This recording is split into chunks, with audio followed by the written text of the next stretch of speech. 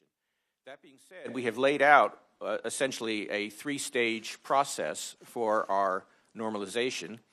The first, which is dependent on the economy strengthening, the labor market continuing to normalize, and inflation beginning to move back towards 2%, is a process of slowing, moderating the pace of our asset purchases, and eventually bringing those to zero additional purchases at the point that we can say that we've made substantial improvement in the outlook for the labor market. And we've given some guidelines about how that process would go forward.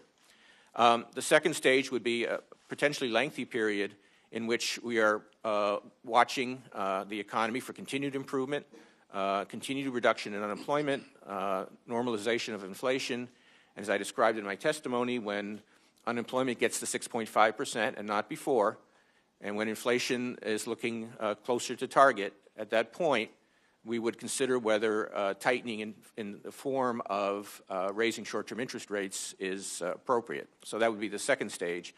The final stage would be the ultimate normalization of policy, the raising of short-term interest rates, and eventually the normalization of our balance sheet. As I noted in my testimony, assuming that the economy remains in a slow growth mode, as we've been seeing, that process would be a very gradual process.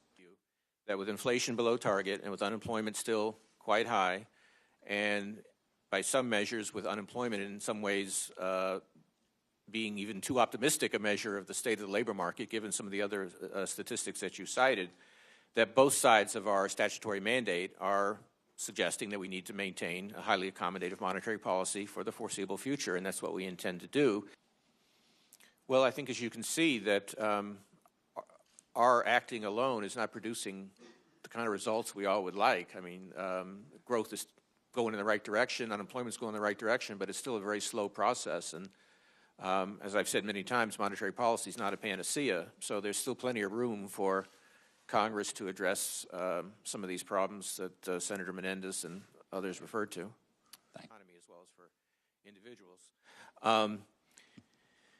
The amount of student debt is large. It's over $1 trillion at this point. I think that it is not particularly likely to cause any sharp instability of the sort we saw in the last few years.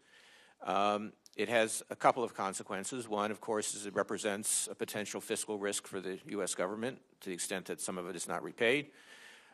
Secondly, to the extent that there are people who have taken out a lot of debt and the economy is not serving them well, they're not finding opportunities, then obviously over time, this is not something that is a big issue at any given moment, but over a number of years, they will not be able to buy the home and do other things that they otherwise would be able to because they're paying off the debt.